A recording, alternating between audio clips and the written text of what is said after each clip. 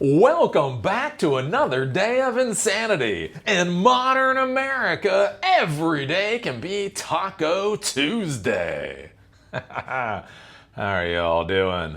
So we are here at American Underground today. I am teaching my class on RAG and vector databases tonight.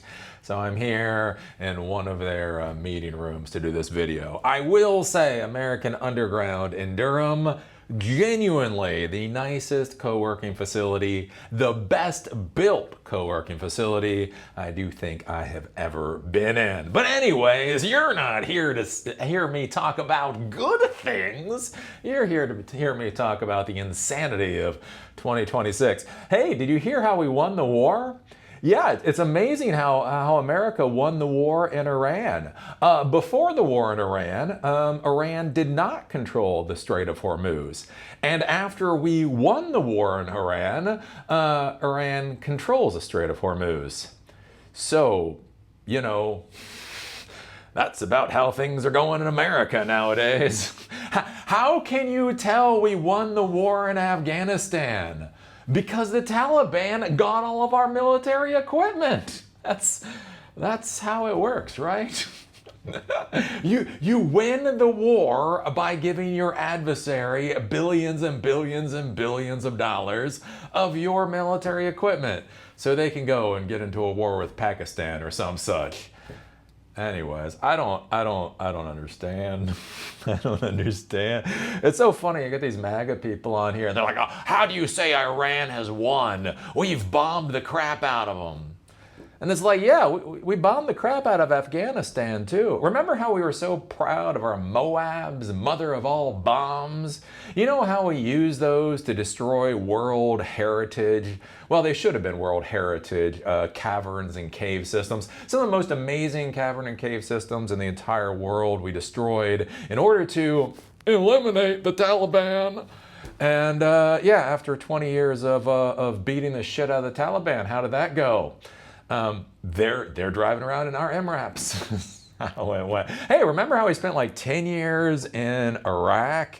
And per our politicians, Iran had more sway in Iraq after we got done beating the shit out of Iraq than before. So it's kind of one of those weird things. We like bomb the shit out of countries.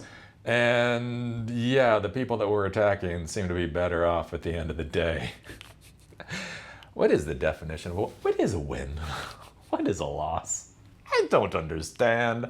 So anyways, I think this is an interesting story today because this is one of those things I've been warning about for a long time. One of the things that I've discussed is this whole thing about how civilian infrastructure is now being used in military actual attacks and that type of thing. We've talked about this with Starlink. Again, Starlink being used by the Ukrainians to kill Russians. Again, it's not blowing up tanks, it's not downing aircraft, it's not sinking ships, it's killing Russians. Right? Starlink has been used to kill Russians, and also Russians have used Starlink to kill Ukrainians, right? And I've talked about how, you know, it's kind of weird, right? If an adversary plinked one of our generals in the Signal Corps, you'd think, you know, fair enough, right? They're a general in the Signal Corps, they got plinked, that's how it goes. I mean, you'll be pissed and you'll be angry, but you kind of understand.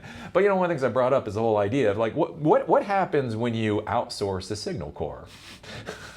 What happens when Elon Musk becomes a legitimate target, right? And the interesting thing, like with Anthropic, right? Dipshit Dario, right, has come out and was fighting against the Department of War, right? Trying to get on his high horse. But his high horse wasn't too high. It's kind of one of those short horses he got onto. Because basically he said he didn't want Anthropic to be used for autonomous weaponry.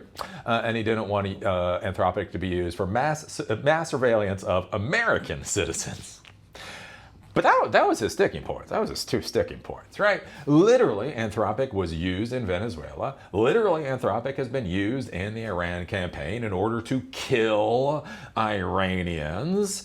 And so, again, you know, if the general of the cyber warfare command got plinked, again, we might be pissed and angry about it, but everybody would be like, oh, fair enough. But why do these people that are literally, economizing the death of adversaries not believe that they are legitimate enemy combatants? Right? Well, the thing is, again, we talk about things like enemy combatants and civilians and all that kind of stuff, is the definition, right, is in the eye of the whoever the hell is plinking. So this is curious from yesterday. Again, I don't really know how this works out now because we had Taco Tuesday. Nobody was expecting Taco Tuesday yesterday. Like, we were like, oh, a civilization is going to end. And then we got tacos. Sometimes Trump gives you the end of civilization. Sometimes Trump gives you tacos. You never really know. So anyways, this was before we got the tacos. So I don't know, take this with whatever, a grain of salt or whatever. But I do think it's interesting that it is coming up. Because again, this is something I've been discussing for a long time. It would be, can I just say something? It would be nice. It would be nice. Please, just disagree with me. Just say, Eli, I disagree with you for these reasons. Please stop treating me like a dipshit all the time. That's what I find frustrating with all this stuff, is like, I'm just doing 2 + 2 = 4. Look, this is how the world works. I'm an Aspie. I've had to figure out how the world works the hard way. This is how the world works. And then, like, I try to talk to people about this, again, the counterintelligence and all this other kind of stuff, and they treat me like it's not like I disagree with you, Eli. They're like, you're a fucking idiot, Eli. And I just wish people would stop doing that. Can you just, like, if you're gonna disagree with me, just disagree with me, because again, when the foreshadowing comes to fruition, it just makes me all the more frustrated. So Iran's IRGC releases new death threat video showing faces of NVIDIA CEO Jensen Huang and OpenAI CEO Sam Altman. Iran and its military are turning their focus toward the men building the future as tech and territory clash. A few days ago, the Islamic Revolutionary Guard released a video that specifically targeted the biggest names in American artificial intelligence. During the broadcast, the IRGC showed photos of NVIDIA CEO Jensen Huang and OpenAI CEO Sam Altman, labeling them as key players in a new digital war against the Iranian state. Right? So if you're facilitating warfare, shouldn't you be a target? Again, we have been assassinating, or Israel's been assassinating, we'll just say we've been assassinating nuclear scientists in Iran because they've been facilitating Iran's, military establishment. Well, if it's okay to assassinate their nuclear scientists, facilitating their military, why wouldn't it be okay to assassinate our AI CEOs? Just putting that out there. Just putting that on the table. The video made the conflict personal, showing the faces of the people behind the world's most powerful AI tools. The speaker in the video made it clear that Iran views Silicon Valley as an extension of the U.S. military, which right now it is, and it's looking to be more. The IRGC signaled that it sees AI development as a direct threat to its security through the use of Jensen Huang and Sam Altman's photos on screen. The message warned that, quote, complete and utter annihilation would face any U.S. or Israeli facilities, including the data centers these leaders are building if the U.S. targets Iran's power grid. So again, this was yesterday before Taco Tuesday.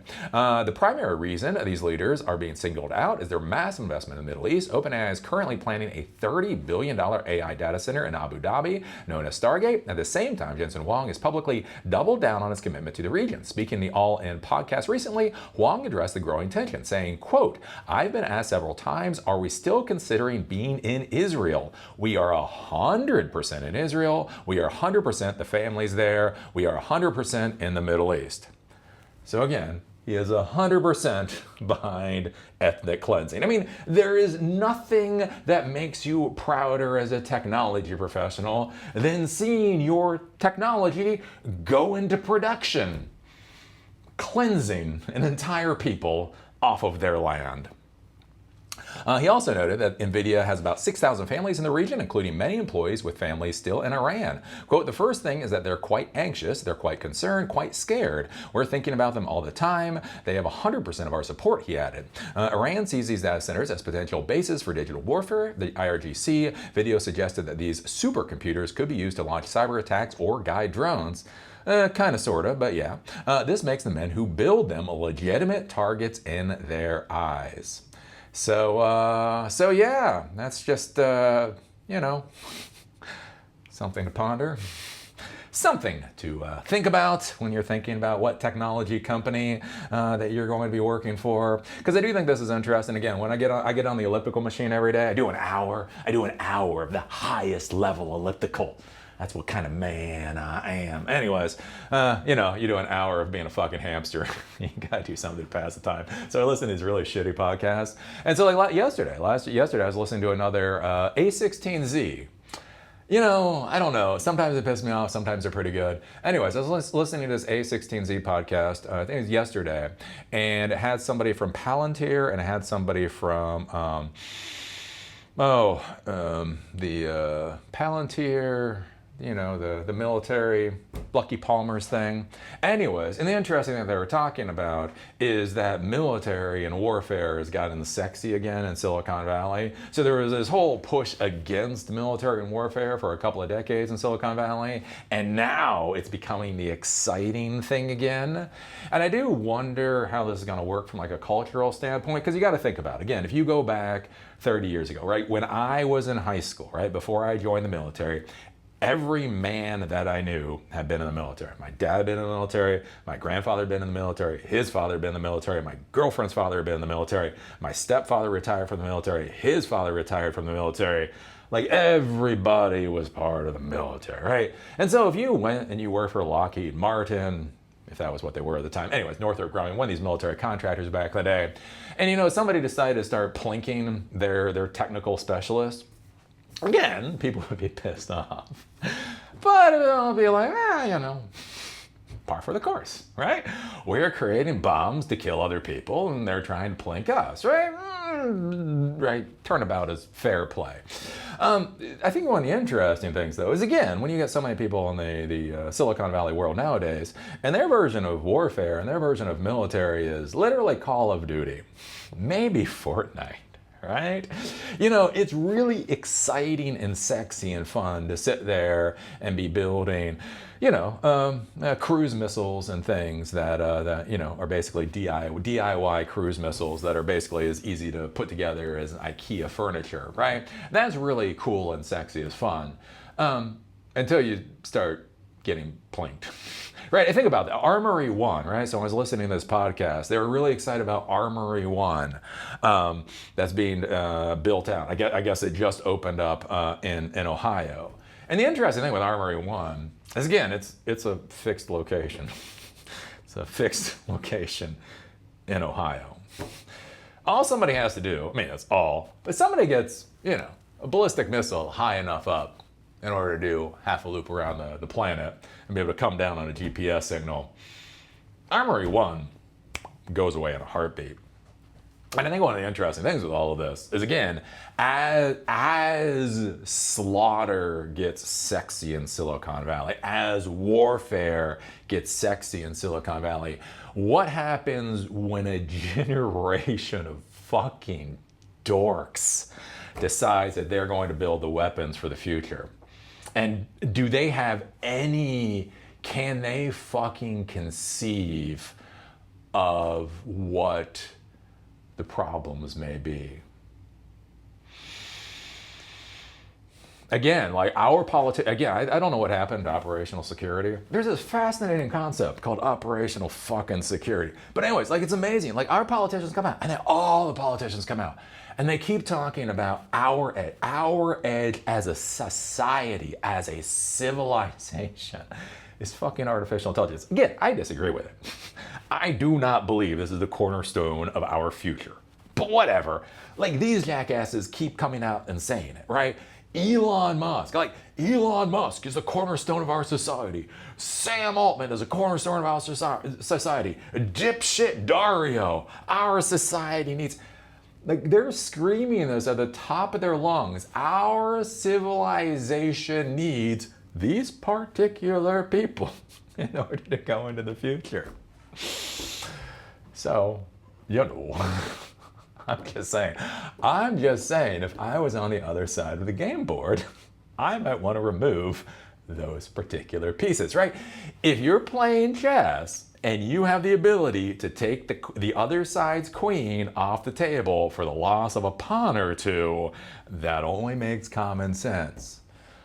But anyways, common sense ain't so common in 2026. So what do you think about this? What do you think about IRGC trying to target Jensen, Huang, and Sam Altman if their civilization is destroyed? What do you think about this? Of Silicon Valley becoming to be part of the crosshairs of kinetic force in warfare in the future? What do you think about? Again, Western society does not give two shits about plinking Iranian nuclear scientists.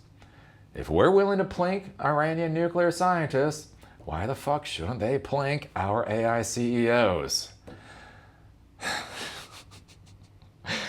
Do you remember 2020? You remember, the bygone days, the halcyon days of 2020.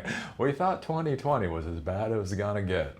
Anyways, put your thoughts down below. See y'all later.